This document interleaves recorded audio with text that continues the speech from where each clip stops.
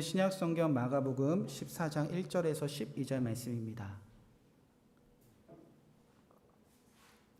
마가복음 14장 1절에서 12절 말씀은 우리 하나님의 말씀에 조금 더 집중하기 위해서 한 절씩 교독하도록 하겠습니다.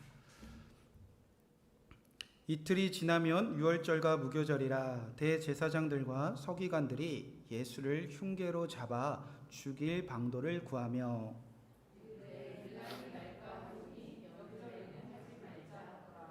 예수께서 베다니 나병 환자 시몬의 집에서 식사하실 때에 한 여자가 매우 값진 향유 곧 순전한 나드 한 옥합을 가지고 와서 그 옥합을 깨뜨려 예수의 머리에 부으니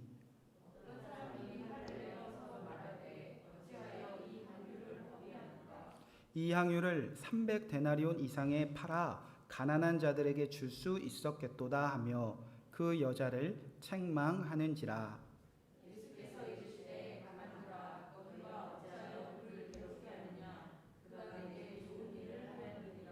가난한 자들은 항상 너희와 함께 있으니 아무 때라도 원하는 대로 도울 수 있거니와 나는 너희와 항상 함께 있지 아니하리라.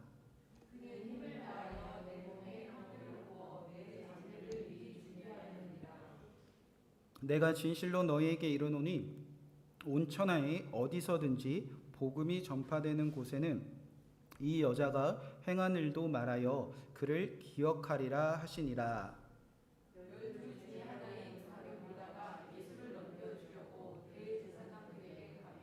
그들이 듣고 기뻐하여 돈을 주기로 약속하니 유다가 예수를 어떻게 넘겨줄까 하고 그 기회를 찾더라. 12절 말씀 같이 읽겠습니다. 무교절의 첫날 우리가 어디로 가서 선생님께서 유월절 음식을 잡수시게 하기를 원하니까 하매. 아멘. 하나님의 말씀입니다. 자리에 앉으시기 바랍니다. 오늘은 마가복음 14장 1절 12절 말씀을 붙잡고 계속해서 마가복음 나의 복음 나의 그리스도라는 주제를 가지고 함께 나누도록 하겠습니다. 오늘 말씀 제목은 그가 내게 좋은 일을 하였느니라 라는 말씀 제목입니다. 자, 오늘 본문의 구조는 성경에서나 또 계속 거듭 우리가 마가복음을 살펴본 대로 성경의 구조가 그 메시지를 전하는 구조가 샌드위치 구조입니다. 계속 성경의 구조 막 이런 게 나와서 공부한 느낌이 나고 지루하실 수도 있지만 샌드위치도 재료를 한 입에 물어야 제맛이 나듯이 이 본문을 한 구조를 파악하고 함께 잘 읽어내야 예수님이 마가를 통해서 저와 여러분에게 하고 싶은 말씀을 정말 잘 이해할 수 있습니다. 자, 중요한 메시지를 가운데 중심에 놓고 겉에 같은 이야기로 잘 포장해서 우리에게 전달하는 이 오늘 본문의 말씀을 저와 여러분이 맛있게 또 일용할 양식처럼 잘 먹게 되는 오늘 주일이 될 것을 믿습니다. 자, 구조를 좀 살펴보면요. 자, 처음에 보면 이렇게 시작합니다. 이틀이 지나면 자, 그리고 나서 이때가 언제인지가 등장합니다. 자, 보면 자, 1절 초반부에 보면 이때가 언제죠? 지금 말씀이 펼쳐지는 자, 힌트가 있습니다. 유월절과 자, 무교절이라고 기록이 되어 있습니다. 자, 그리고 나서 이제 12절 끝에 보면요. 자, A 다시 시작되는데요. 12절 초반부에 보면 A 자, 이때도 언제라고 기록되어져 있죠? 12절 첫 번째 보면 무교절의 첫날 곧 유월절 양 잡는 날. 그러니까 지금 이 때가 언제인지를 이렇게 잘 감싸고 있다는 겁니다. 자, 유교절과 무교절. 자, 그리고 나서 또 이게 만약에 빵이라고 생각하면요, 뭐 야채를 넣은 것 같아요. 자, B에 보면 이때 유월절과 무교절에 사람들이 뭐 하고 있었냐 잘 보자는 겁니다. 자, 보면 1절 중간부터 2절까지 보면 1절 중간부터 2절까지 보면 사람들이 등장하는데 대제사장들과 또 누가 등장하죠? 서기관이 지금 뭐 하려고 지금 막 혈안이 되어 있었죠? 예수를 잡아 죽일 방도를 찾고 있었습니다. 아, 예수 너 잡히기만 해봐라. 예수를 잡아 죽일 방도만 찾고 있었습니다. 자, 이때 이런 거에 혈안이 있었다는 거예요. 자, 그리고 나면 여기도 똑같은 얘기가 있다는 거예요. 자, 한번 살펴볼까요? 자, 10절에서 11절. 자, 이제 조금 등장인물이 바뀌지만 내용은 똑같습니다. 자, 대제사장과 이제 누가 짜죠? 제자 중에 한 명이 등장합니다. 유다. 대제사장과 유다가 똑같습니다. 누구를 잡아 죽일 방도를 찾고 있습니까? 예수를 잡아 죽일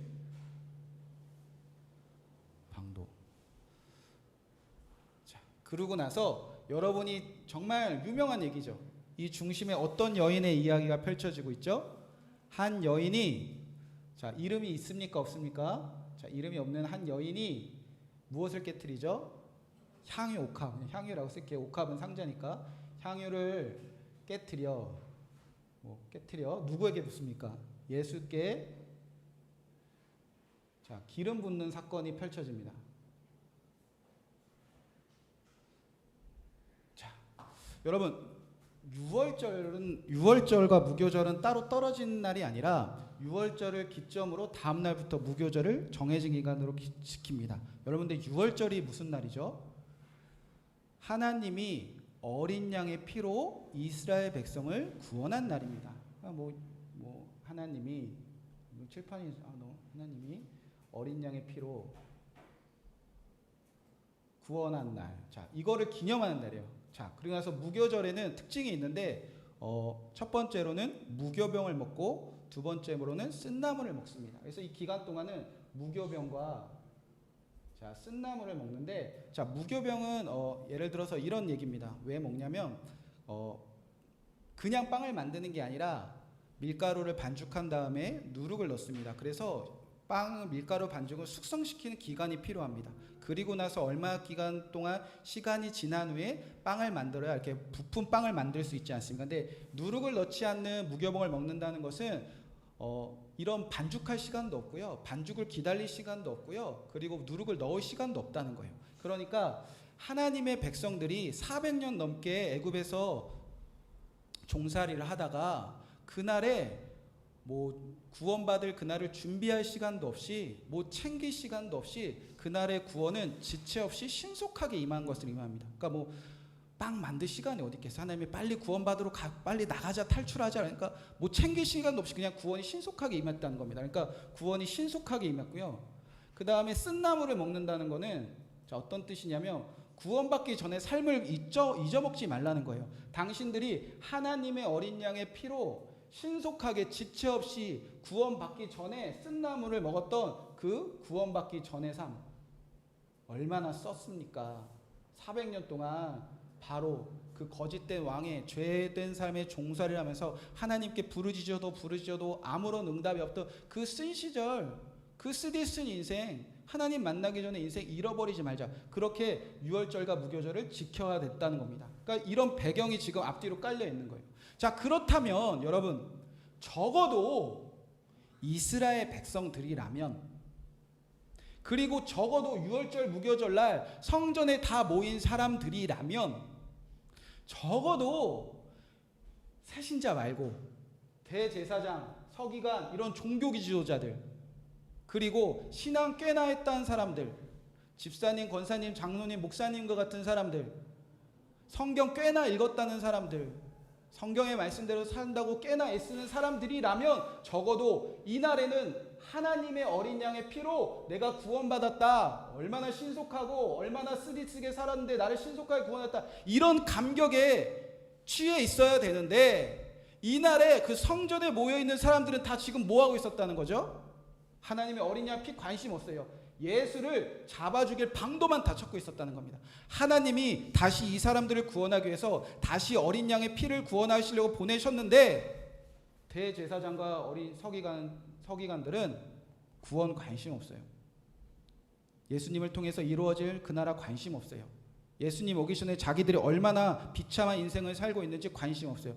단 예수 잡아먹고 나살 궁리만 하고 있었다는 겁니다. 여러분 100번 양보해서 대제사장들과 서기관은 양보할 수 있어요. 그 사람들은 종교 지도자였으니까 강도의 소굴을 만들었던 사람이고 우리가 잘 살펴오지 않았습니까? 이들이 얼마나 종교심에 가득 차 있었는지. 그런데 누구까지 이 일에 가담하고 있다는 거죠? 제자들까지. 유다라고 표현되어 있지만 이후에는 이제 같이 밥 먹지만 베드로 부인하게 될 거다. 다 도망친 제자들의 이야기가 펼쳐지고 있습니다. 그러니까 이날에 하나님의 어린 양의 피로 구원한 이 감격에 취해 있을 그날에 성전 안에 있는 모든 사람들은 예수님 잡아먹고 나살 궁리만 하고 있었던 끔찍한 이야기를 하고 있다는 겁니다. 자, 그리고 나서 이 중심에 이 한 이야기를 싹 껴넣는 거예요. 어떤 얘기냐? 정말 성전에서 하나님의 어린 양의 피로 구원받는 그 은혜를 누리는 사람이 누군지 보라는 거예요. 제사장 아니야. 종교 지도자들 아니야. 제자들도 심지어 아니네. 이름도 없는 한 여인이 어떻게 이 하나님의 어린 양의 피로 구원받는 그 은혜를 누리냐, 이것을 얘기하는 겁니다. 여러분, 그런데 이 구조를 이해하지 않고 우리가 이 성경을 읽으면요, 보통 내게 있는 향유값 주께 가져와, 뭐 막달라 마리아 본받아서, 이 찬송, 이 예배 우리가 언제 많이 하죠?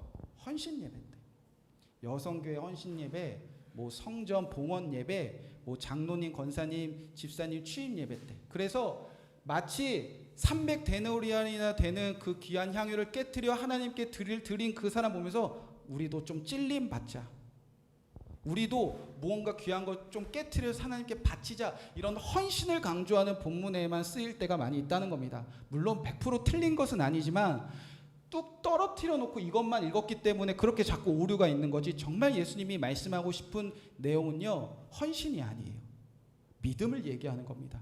어떤 사람이 정말 어린 양의 피로 구원받은 은혜를 누리는지, 이 이름 없는 한 가엾은 여인, 그 사람의 삶을 우리가 본받자, 이 얘기라는 겁니다. 자, 그러면 이 여인이 정체는 무엇인지 우리가 한번 살펴보자는 겁니다. 자, 첫 번째, 자, 장소가 등장합니다. 자, 장소가 등장합니다. 자, 3절 말씀 한번 보도록 하겠습니다. 자, 3절 말씀 같이 한번 읽어볼까요? 자, 시작. 예수께서 베다니 나병 환자의 시몬의 집에서 식사를 하실 때에, 장소는요, 베다니 나병 환자 촌이었습니다. 그 중에 시몬, 그러니까 이 시몬이란 이름은요, 너무나 흔한 이름, 뭐 김서방, 뭐 이서방 이런, 그러니까 그 수많은 나병 환자 시몬이라는 사람 집에서 이제 이 사건이 펼쳐집니다. 여러분, 그 당시에 나병, 이 차라트라고 불리는 이 곰팡이 피는 그 일은요, 하나님의 징계와 하나님의 경고와 같았습니다. 너네 하나님의 말씀대로 살지 않으면 곰팡이 필 거야, 나병 날 거야, 집이나 몸이나 어디든지 차라트 생길 거야. 일종의 너 죄졌어라는 뭐 도장, 낙인과 같습니다. 자, 그래서 이 장소적인 의미를 잘 살펴보면 지금 얼마나 죄지었으면 나병이 걸렸을까, 이런 손가락질 맞는 시몬의 집에 예수님이 가셨다는 겁니다. 그리고 나서 함께 뭐하고 계셨죠? 식사하고 계셨다는 겁니다.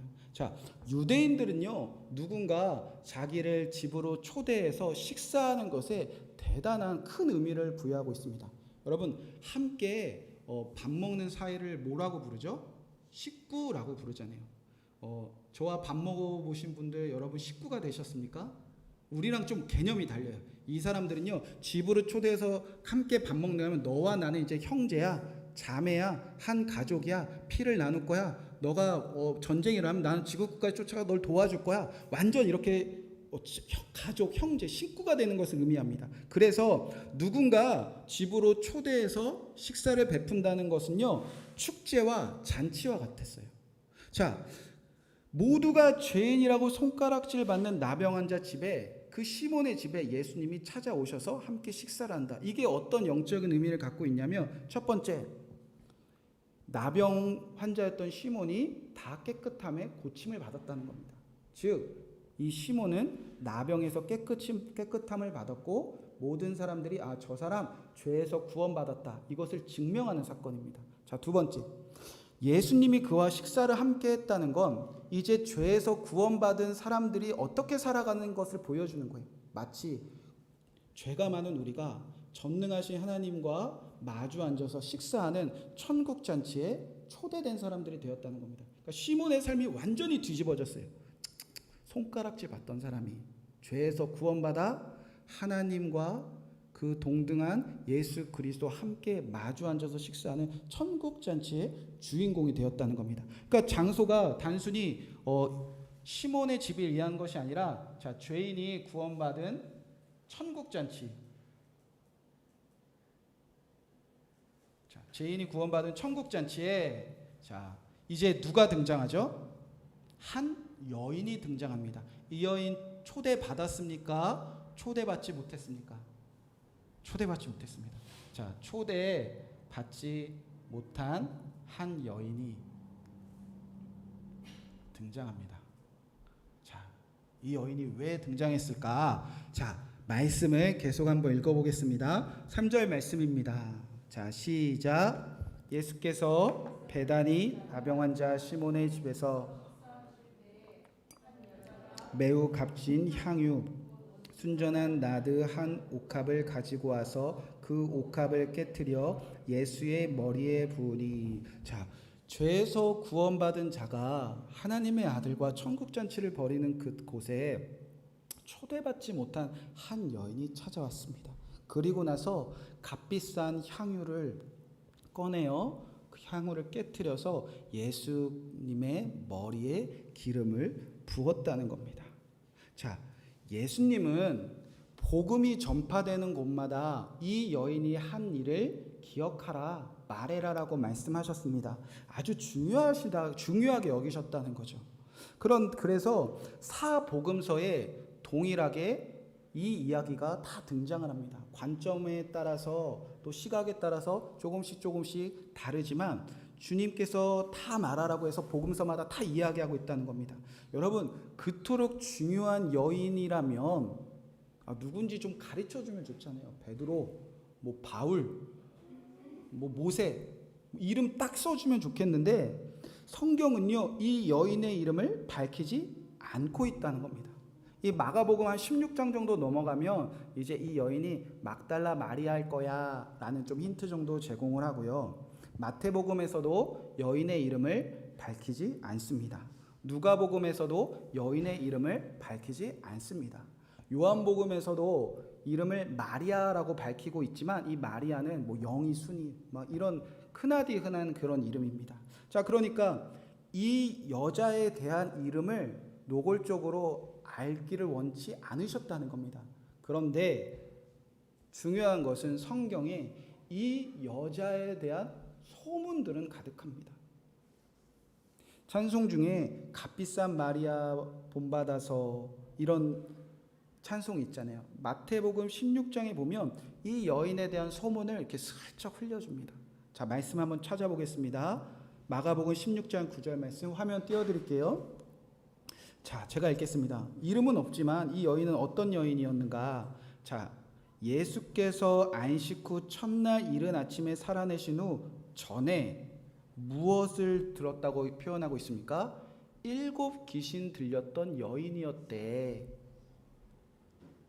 귀신 들린 여자였대. 이런 끔찍한 소문 하나를 탁 흘려놓습니다.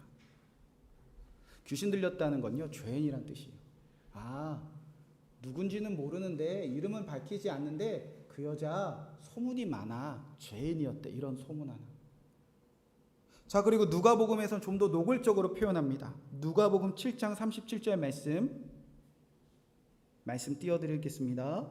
그 동네에 죄를 지은 한 여자가 있어 예수께서 바리새인의 집에 앉아 계심을 알고 향유를 담은 옥합을 가져와서, 좀 더 노골적으로, 그 동네에 무엇을 지은 한 여자? 죄를 지은 한 여자가 있었대. 여인이 죄가 구체적으로 밝혀지지 않을 때 10중 8구 창녀들입니다. 복음서에 이 여인에 대한 기록은 없지만, 이름에 대한 기록은 없지만 이 여인 죄인이었대. 동네에서 7 귀신 들린 이상한 여자였대. 창녀였대. 그렇게 흉흉한 소문들이 돌고 있었다는 겁니다. 이 여인의 정체는 죄인이었다는 것입니다. 죄인이 구원받은 천국 잔치에 초대받지 못한 한 여인이 등장하는데 정체는 죄인이라는 소문이 가득했던 여인이 등장했다는 겁니다. 이 여인이 와서 뭐를 했습니까? 향유를 깨뜨렸습니다. 여러분, 그 당시에 향유는 어떤 의미를 가지고 있었는가, 이것을 좀 우리가 알 필요가 있습니다. 그 당시 향유는 언제 쓰였는가? 첫 번째, 여인들이 자신의 머리를 손질할 때 쓰였습니다. 지금은 머리가 짧은 여성분도 계시고 머리가 긴 여성분도 계신데, 그때는 머리를 자르지 않고 초롱초롱하게 길어서 말아 올렸다고 합니다. 여자에게 머리는 생명과도 같았어요. 이 머리를 아름답고 윤기나게 관리하는 것이 여인의 아름다움이었습니다. 자, 두 번째는 또 여인이 피부를 가꾸거나 피부병에 바르는 데 쓰였습니다. 그리고 마지막에 한 집안에서 식구 중에 한 명이 죽었을 때 장례할 때 이 향유가 쓰였다는 겁니다. 그래서 이 향유는 한 여인이 시집갈 때 혼수품의 1등 혼수품이었어요. 결혼하려면 이 향유를 가지고 있어야 된다는 겁니다. 여인이 지금 예수님께 깨트린 향유의 가치는 사람들이 계산해 보니까 300데나리온 정도 됐다고 해요.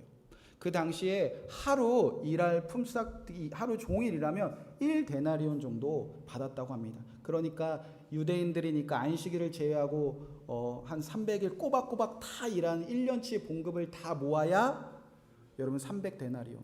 먹지도 쓰지도 입지도 아무것도 안 해야 돼. 자, 감이 잘 안 오시죠? 요즘에 한 시급이 한 10,000원 정도 한다고 하면 10시간 일하면 10만 원. 그리고 쉬는 날 빼면은 300 일한다면 3천만 원짜리 향유를 이 여자가 깨뜨린 겁니다. 여러분, 죄인으로 소문난 이 한 여자가 이 300데나리온이나 되는 그 향유를 준비하고 아껴온 이 여인의 간절한 심정에 여러분 마음이 느껴져야 이 본문이 이해가 될 수 있습니다. 죄인으로 소문난 이 여인이 왜 이토록 입지도 쓰지도 않고 이 향유를 모아왔겠습니까? 사기 위해 돈을 모았겠습니까? 사고 나서 왜 안 쓰고 있었겠습니까? 여러분, 온 동네방네에 죄인으로 소문난 여인에게 장가올 남자가 있었겠습니까? 이 여자가 결혼할 수 있었겠습니까? 그럼에도 불구하고 여인이 향유를 사기 위해서 쓰지도 입지도 않고 모아온 이유는, 샀다면 그때부터 쓰지도 않고 모아온 이유는 단 하나예요. 나도 언젠가 죄에서 구원받을 날이 오겠지. 그러면 이제 누군가 나에게 죄인이라고 손가락질 안 하면 누군가 나에게 시집 오겠지. 장가 들러 오겠지. 멋진 신랑이 나에게 찾아오겠지. 그날만 기다리면서 쓰지도 입지도 먹지도 않고 평생 간직해 온 거예요. 얼마나 간절한 겁니까? 이 여자는 꿈꿨다는 겁니다. 내가 결혼하면 그때 남편을 위해서 향유 쓸 거야. 머리 예쁘게 단장할 거야. 내 피부에 아름다운 향을 풍길 거야. 내가 결혼했는데 아이를 낳고 그 집의 식구가 되면 우리 시아버지 돌아가셨을 때, 우리 시어머니 돌아가셨을 때, 형제 돌아가셨을 때, 내 아들이 죽었을 때, 누군가 죽었을 때 그 죽음을 함께하는 누군가의 식구가 되어서 나도 장례 준비할 거야. 그런 날을 꿈꾸면서 이 연애는 먹지도 쓰지도 않고 평생을 모았다는 겁니다. 단 하나, 나도 죄에서 구원받을 날 오겠지. 나도 이 흉흉한 소문에서 자유로울 날이 오겠지. 그거 기다리면서 소망과 전부를 가지고 있었다는 겁니다. 여러분, 그런데 그 기름을 다 누구한테 깨트립니까? 예수님께 깨트렸다는 겁니다. 여러분, 그 의미가 이해가 되시죠? 자, 그러면 깨트려서 어떻게 했습니까? 예수님의 머리에 기름을 부었습니다. 다른 복음서에 보면은 머리에 기름을 부은 게 아니라 발에 흩트고 발을 적시고 머리 풀러서 막 닦고, 그러니까 온몸을 다 적셨다는 겁니다. 여러분, 기름 부을 때는 언제인가? 성경에 보면 하나님이 그의 백성을 죄에서 구원하기 위해서 선지자를 보낼 때나 제사장을 보낼 때나 왕을 보낼 때 기름 부어서 이 땅에 보냅니다. 그리고 또 한 가지 기름을 부을 때가 언제 있냐면, 누군가 중요한 손님을 우리 집으로 식구로 영접할 때, 그때도 중요한 예식으로 그에게 기름을 발라줍니다. 당신을 나에게 영접합니다. 우리는 이제 한 형제 같습니다. 자, 그러니까 이 여인은 기름 왜 부은 겁니까? 헌신한 겁니까? 이 여인은 죄에서 구원받고 싶어 살고 싶어서 부은 거예요.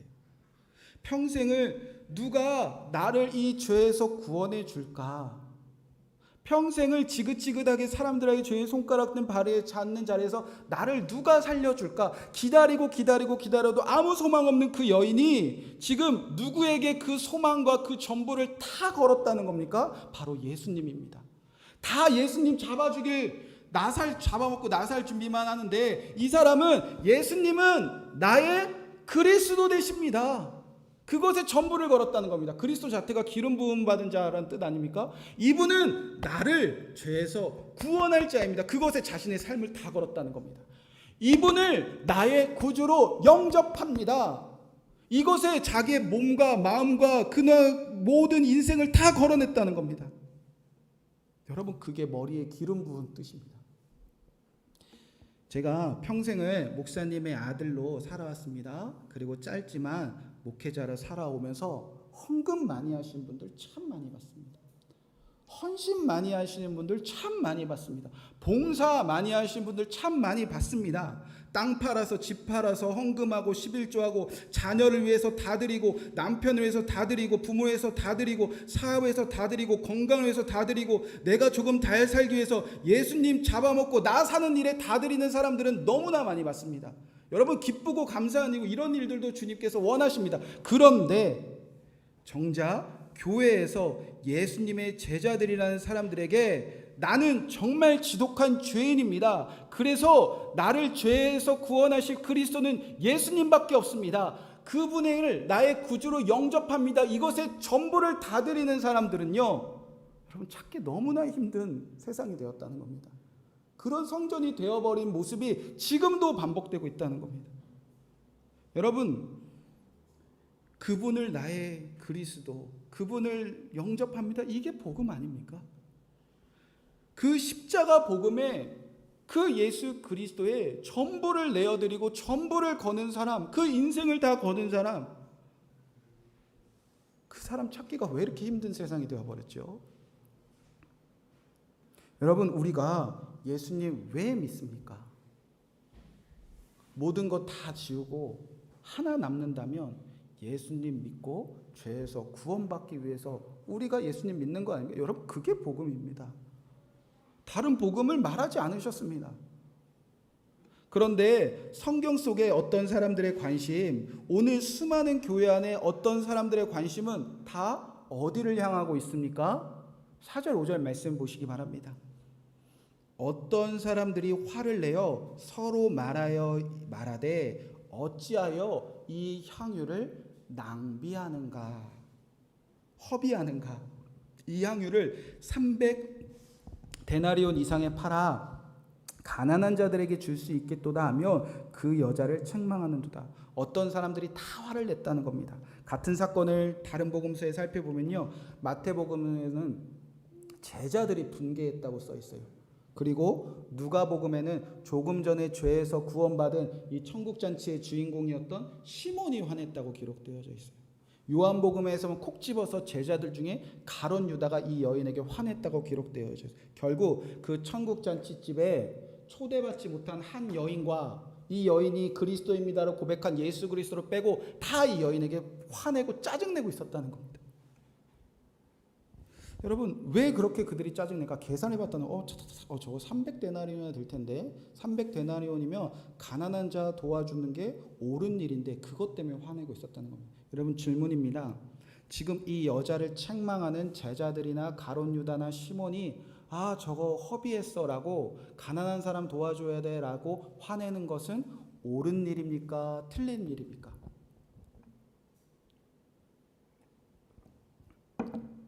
분위기가 너무 심각해졌네요. 옳은 일입니까? 틀립니까? 옳은 화를 내는, 정당한 분노를 내고 있는 거예요. 왜냐하면 지금 때가 언제이죠? 절기입니다. 절기. 여러분, 절기의 가장 중요한 신앙 중에 하나는 하나님께 드린 예물로 가난한 자 돕는 겁니다. 우리도 교회가 절기연금 다 모아는 데 쓰죠. 선교하는데 다 씁니다.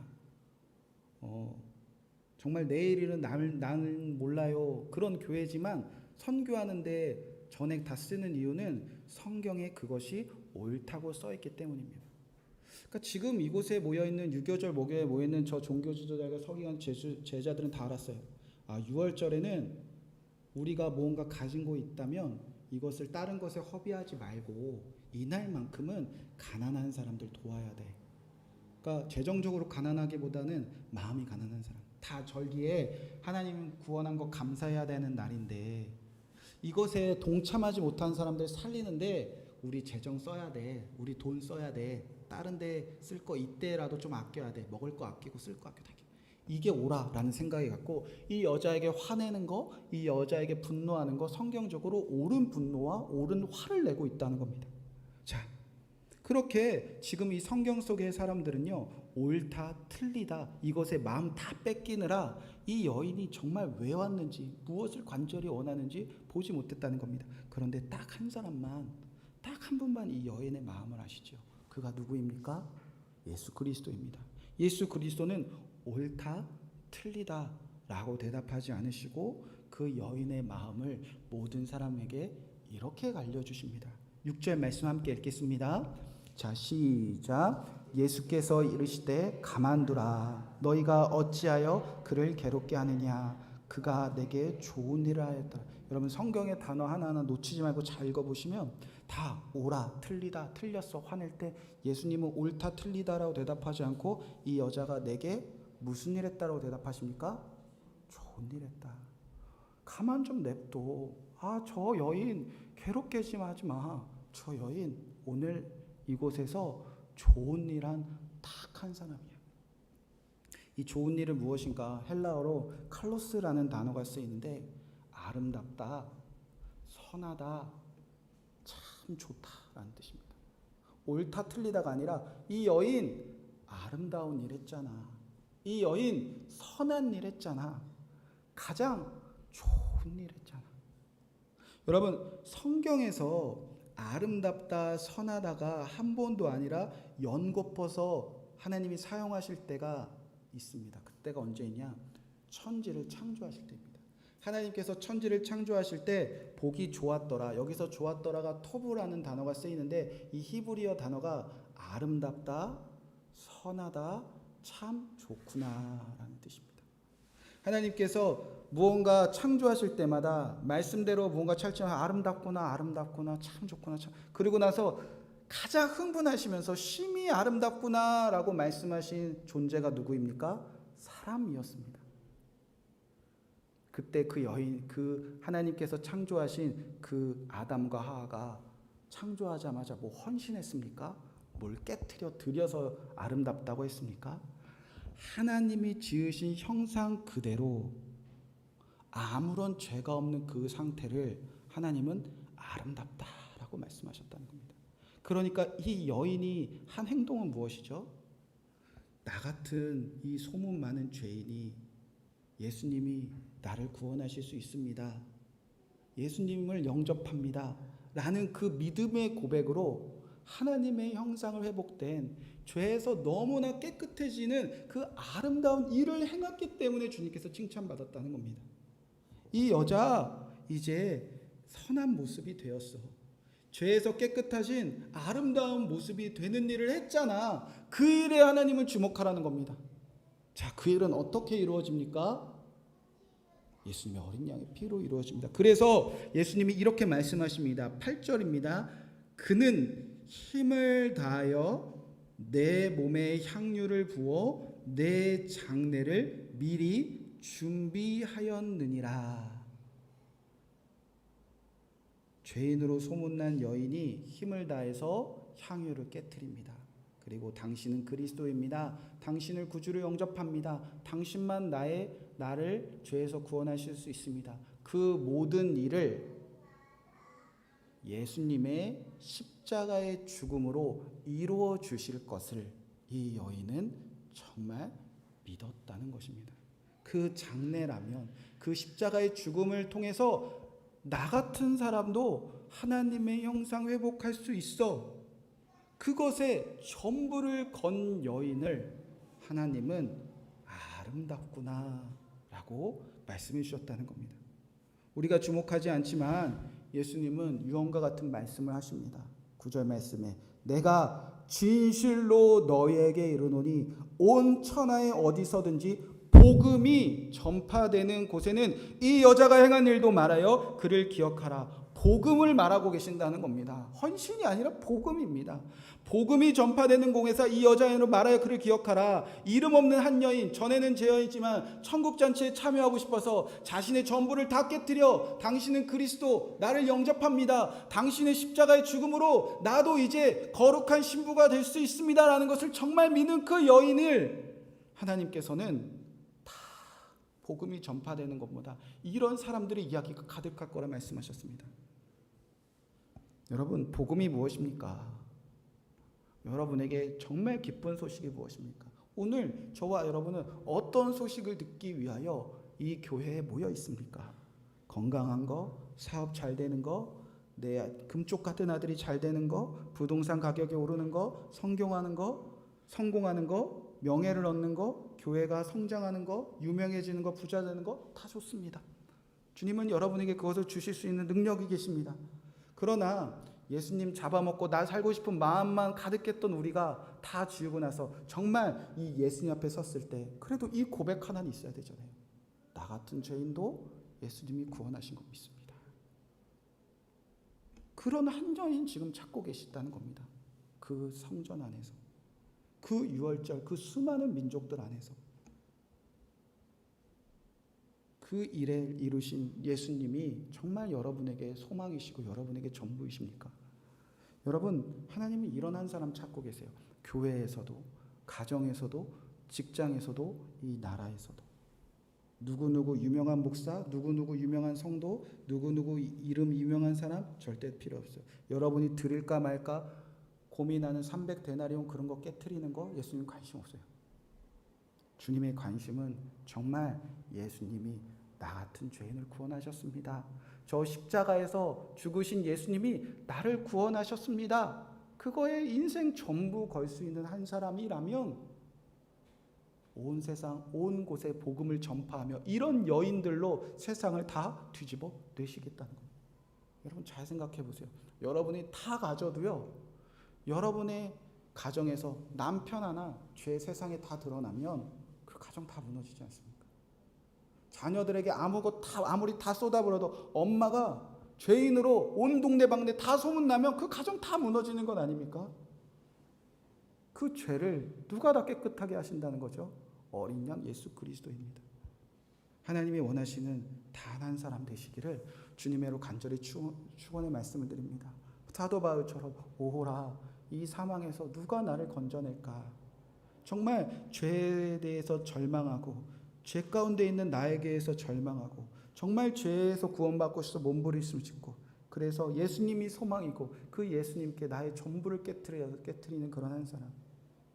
오늘 옳은 일 틀린 일에 목숨 걸지 마시고 주님이 보시기에 아름다운 일을 해내시는 그런 가정의 아버지, 어머니, 교회, 성도, 직장에서 살아가는 한 사람이 되시기를 주님의 이름으로 간절히 축복의 말씀입니다. 그 이름 없는 한 여인이 진짜 제자입니다. 이 말씀 붙잡고 우리 다시 한번 내게 있는 향유효카 찬양하면서 하나님께 예물을 드리고 제가 축도함으로 예배를 마치겠습니다.